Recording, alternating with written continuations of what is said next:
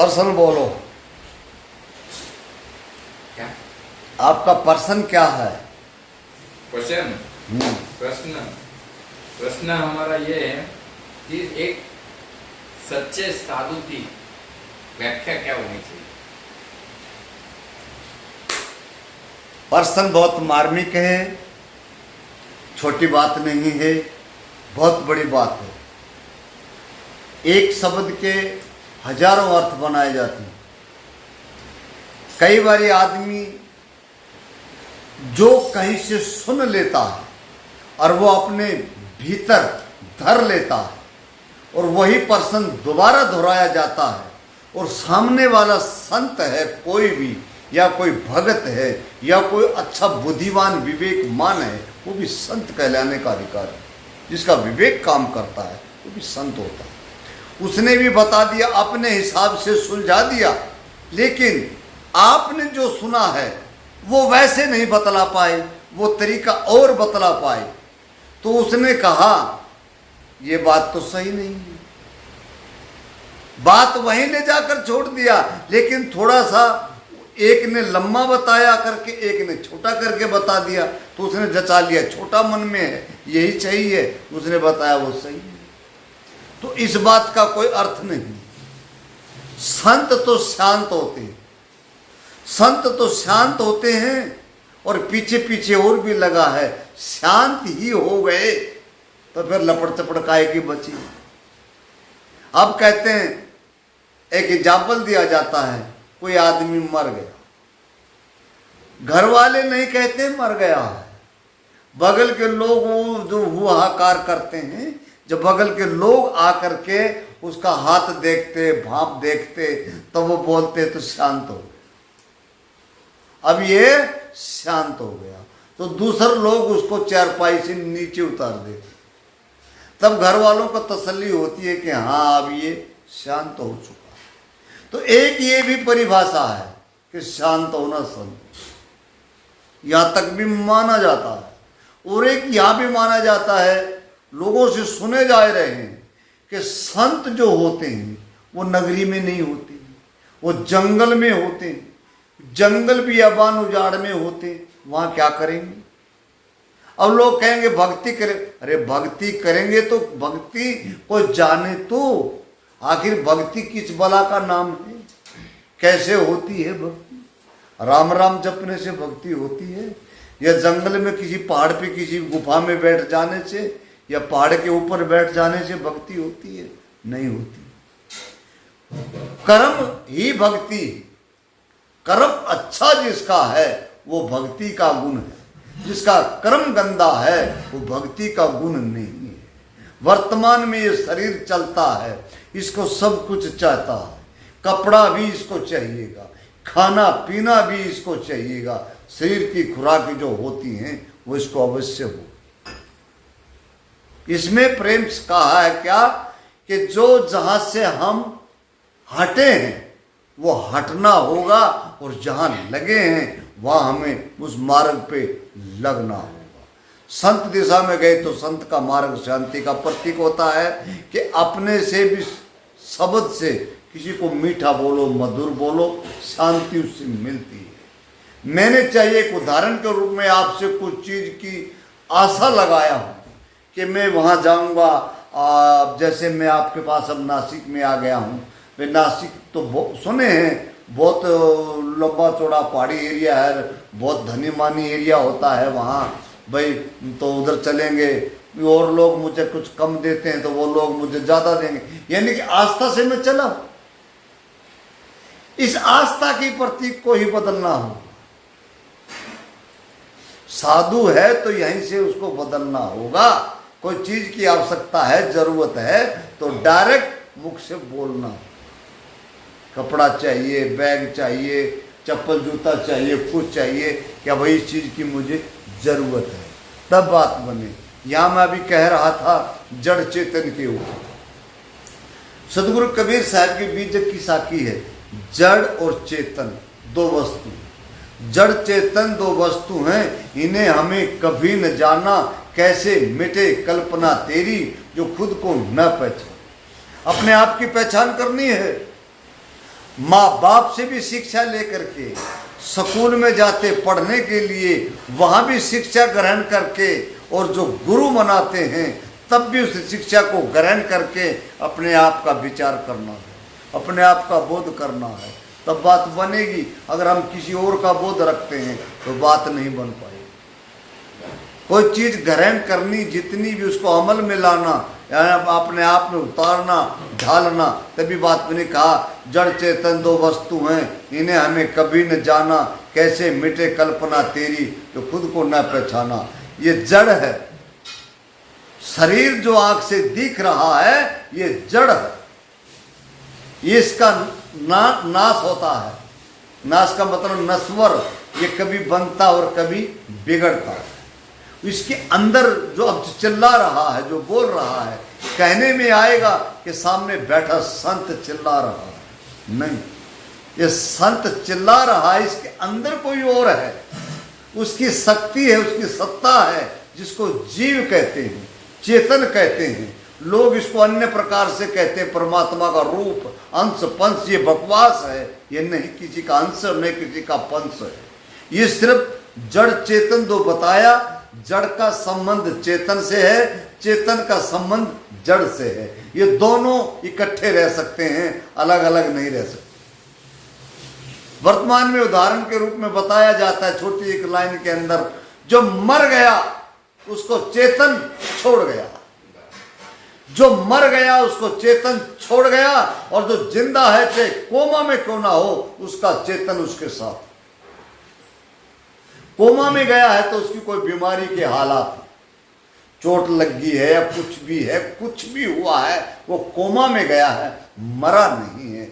जड़ और चेतन का संबंध यूं का यूं खड़ा है। तब वो चेतन छोड़ जाता है, तब वो मर जाता है, उसको कहते हैं शांत हो गया। कई प्रकार से जाएगा, शांत हो गया, ऐसा भी माना गया है। और ये हकीकत है। कितना कुछ पढ़ लो, लिख लो, कितना कुछ कर लो, धर लो, विचार जड़ चेतन का,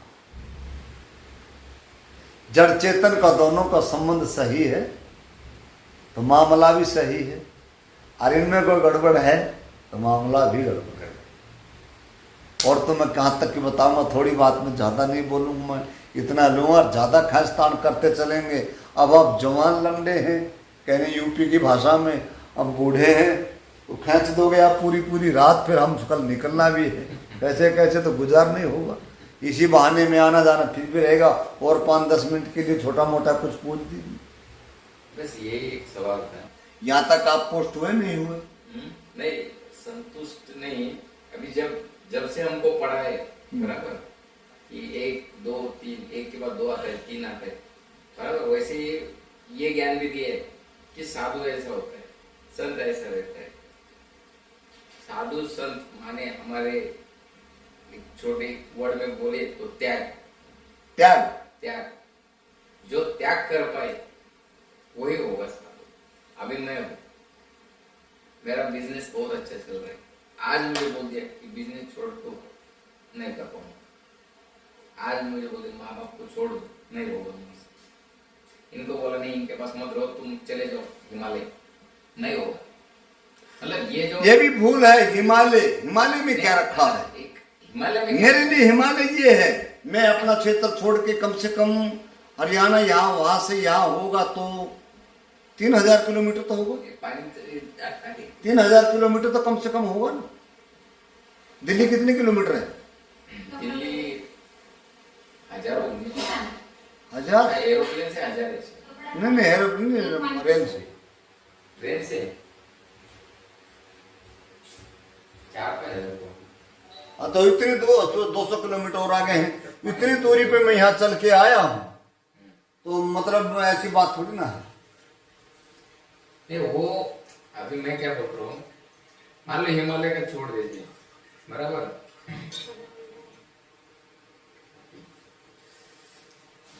जो लोग बोलते कि जो सामान्य आदमी जो ना कर पाए वो करता है साधु संत। समझ गए कि मैं नॉर्मल में आज के दिन मैं बोलूंगा मैं जाऊंगा हिमालय, कब मेरा पूरा सेटल हो जाए, मेरा बच्चा थोड़ा बड़ा हो जाए, उसके एजुकेशन हो जाए, उसके बाद हाँ जी, छुट्टी से उसके बाद मैं बोलूंगा कि नहीं यार अभी मैं हो गया सब, अभी मैं जा रहा हूँ हिमालय, मतलब कि अभी मैं शांति ले लूंगा। कब? जब बीवी बच्चे सब सेटल हो गए, माँ बाप सेटल हो गए, सब हो गए तब। पर संत साधु, एक मिनट, संत साधु जो भी आज तक हमें जो पढ़ा है, जो पता है, हमारे दादा परदादा ने जो भी हमें ज्ञान दिया है, उसमें एक ही कि संत वही होगा जो आज त्याग कर पाएगा। संत वही होगा जो आज त्याग कर पाएगा, आज यही पल पे, ऐसा उन्होंने आज तक बताया। तो आपका उसको क्या क्या कहना है इसको? त्याग पे, त्याग पे, त्याग मतलब एक कैसा होता है कि एक क्या बोलते सिमिलर वर्ड रहता है, साधु, बराबर। आपको मैं साधु ना बोल के त्यागी बोल दूं तो एकदम सही हो जाएगा कि नहीं? अरे त्यागी भी सही है, साधु भी सही है। तो आपका त्यागी के ऊपर क्या कहना है? त्यागी पे हमारे संतों ने बिरहानपुर में खूब कहा है।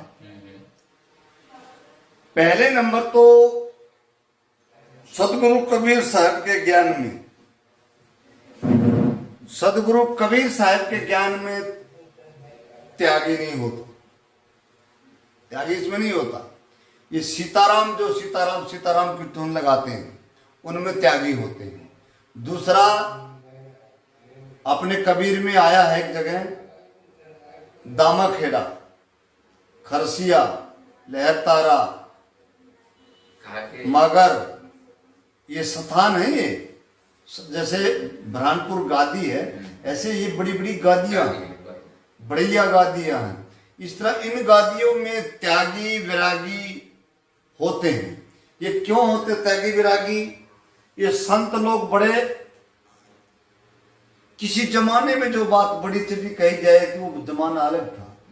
आज का जमाना जो है, आज का जमाना तकरीबन हम भी घूम रहे हैं, देख रहे हैं, भाप रहे हैं, उसी की दौड़ से अंदर से हम भी गुजर रहे हैं।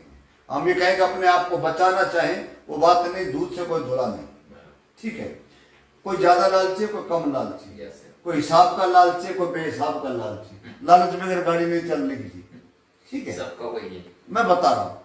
ये त्यागी विरागी बनाते हैं, उनको कंठी का उच्चार दे देते हैं कि जाओ नगरी में घूमो, भगत शीशे बनाओ और उनको कंठिया देते रहो, और फिर वो 10 20 5 हो जाए तो उनको तैयार करके तू इकट्ठा करवागे, कुछ प्रोग्राम करो तो हम आएंगे, बड़े मंत्री जी आगे तो हम कान फूंक कर देंगे। उफ, कंठी बांध दिया और कान फूंक कर दिया। पारक सिद्धांत में सबसे बड़ी बात और सबसे सुख की बात और सबसे खरी बात पारक सिद्धांत में है। आपने अभी मेरे से बात किया, प्रश्न किया, ये तो मान लिया मैं नॉर्मल हूं और सिंगल हूं, आपके पास हूं, आपके द्वार पे आया हूं, कुछ भी मान्य कर लीजिए। अभी कार्तिक पूर्णिमा तिथि पे प्रोग्राम रहेगा 3-4 रोज का, और 4-5 रोज पीछे तक चलता ही रहता है। अदालत लगती है, उधर से प्रश्न रहता है, उधर से उत्तर रहता है। ये पारक सिद्धांत के अंदर ही ये सुख है, जो शिष्य संत से प्रश्न कर सकता है, अपनी पुष्टि कर सकता है। और किसी सिद्धांत में जाकर के अगर आपने प्रश्न कर दिया तो आपको 2 आदमी आएंगे, उठा करके बाहर कर देंगे, संत से बात नहीं करने देंगे। पारक सिद्धांत एक ऐसी चीज है, जाके लोग कहते हैं, हर लोग कहते हैं और संत भी कहते हैं, क्या गुरु से रिश्तेदारी करनी है? क्या हमने इसे को गोती नाती करनी है? अरे हमारे गुरु में ज्ञान है, हमें पुष्ट करेगा तो हमारा गुरु है। जब गुरु में ज्ञान ही नहीं है तो कौन गुरु है? हम तो और गुरु करेंगे। सदगुरु कबीर साहब के बीज में लिखा है, जब तक गुरु मिले न साचा, चाहे गुरु 10 करो, चाहे 20 करो, चाहे गुरु करो 50, कोई पाप नहीं। सच्चाई, हम रोगी हैं, रोग लग चुका है, हम डॉक्टर के पास गए, डॉक्टर ने 2-3 दिन ट्रीटमेंट दिया, हमें को रिलीफ नहीं मिल रहा, पैसे लग रहे हैं, तो डॉक्टर कह रहा और महीने बीते। नहीं भाई, हमें आराम तो कुछ चाहिए ना, डॉक्टर बदलो, फिर आगे बदलो। तो जाने जाए रही डॉक्टर के पास तो करोगे क्या? तो जिस गुरु से कुछ मिल ही नहीं रहा उस पर लूट के करोगे। जब गुरु के पास कुछ है ही नहीं तो उस पर लूट कर करोगे भी। तो त्यागी, तो गुरु कबीर साहब का ज्ञान कहता है त्यागी सदा सुखी और विरागी सदा दुखी। जिसको विराग है वो दुख रहेगा, रात को नींद नहीं आएगी, अगर नींद आएगी तो स्वप्न में भी आएगा तो चमक चमक पड़ेगा, फिर रात खराब हो जाएगी। त्यागी जो है, कोई चीज का त्याग हो, यहां बहुत बड़ी बात खड़ी हो जाती है। एको बात नहीं अनेकों बात खड़ी हो जाती है त्याग की। त्याग के ऊपर बहुत बड़ी बातें खड़ी हो जाती। पत्नी को त्यागो, औलाद को त्यागो, दादा परदादा की जजात है उसको त्यागो, आपने कमा के बनाया उसको त्यागो, तो ये त्याग है। बहुत बड़ा त्याग है, छोटा त्याग नहीं। और तो और ये मत त्यागो, ये मत त्यागो नशा कर रहे हो, बीड़ी कर रहे हो, बीड़ी को तो त्याग दो। तंबाकू गांजा खा रहे हो उसको तो त्याग दो कि साहब हम बीड़ी छोड़ना चाहते हैं और बीड़ी छूटती नहीं। क्यों? बीड़ी का बंडल कूद के तेरे पास आता है, दुकान से बाहर निकल के आता है, दुकान पर तुम जाते हो, पैसा जेब से निकाल कर देते हो, तब बंडल मांगते हो तो वो बंडल देता है, तो तुम फाड़ के बीड़ी पीते हो। कितने कर्म करते हो? एक ही कर्म करो ना, लेना ही नहीं पीना ही नहीं। छूट गया बोले साहब छूटती नहीं। मैं कहता हूं कौन कहता छूटती नहीं? ये इलेक्शन लड़ते हैं ना जो लोग, नेता लोग आते हैं, पहले अपना भाषण देते हैं, फिर सब लोगों को लाइन में इकट्ठा खड़ा करके मंच के ऊपर ऐसे हाथ करते हैं ना, वो उंगली ऐसे करते वी, ऐसे वी बनाओ ना, बीड़ी पकड़ रखी उसको ऐसे कर दो, गारंटी देता हूं बीड़ी छूट जाएगी। बीड़ी नहीं रहेगी, हाथ में छूट जाएगी। छोड़ो, पर छोड़ना नहीं चाहते। संत क्या करे? संत बड़े परमार्थी शीतल उनके अंग, तपत बुझा में और की तो देखिए अपनो रंग। रंग का मतलब क्या? अपनी जुबान से देते हैं हीरा। बाप दादा की प्रॉपर्टी नहीं बांटते। कई कई संतों के बीच में जाते हैं, कुछ कुछ सुनते हैं, वो लाते हैं, वो आप जैसों के बीच में रख जाते हैं। कहा बहुत मार्मिक बात कही है, आग लगी आकाश में झरझर परे अंगार, संत न होते तो जल मरता संसार। संत कितने बुरे हुए हूं, बुराई पे आ जाओ। आसाराम जी बुरे हुए, उधर हमारे आसार से बरवाला से रामपाल जी बुरे हुए। बहुत बड़ा दुनिया में मेला जोड़ा, बहुत बड़ा दुनिया में मेला जोड़ा। जब हंसला अकेला चला, उड़ गया हंसला, जेल में गया तो अकेला गया। मेला बहुत बड़ा जोड़ा है। उधर राम रहीम जी आ गए, सुनो एकदम बराबर। ये ड्रामे कर लिए, आ गए, कहां बचे?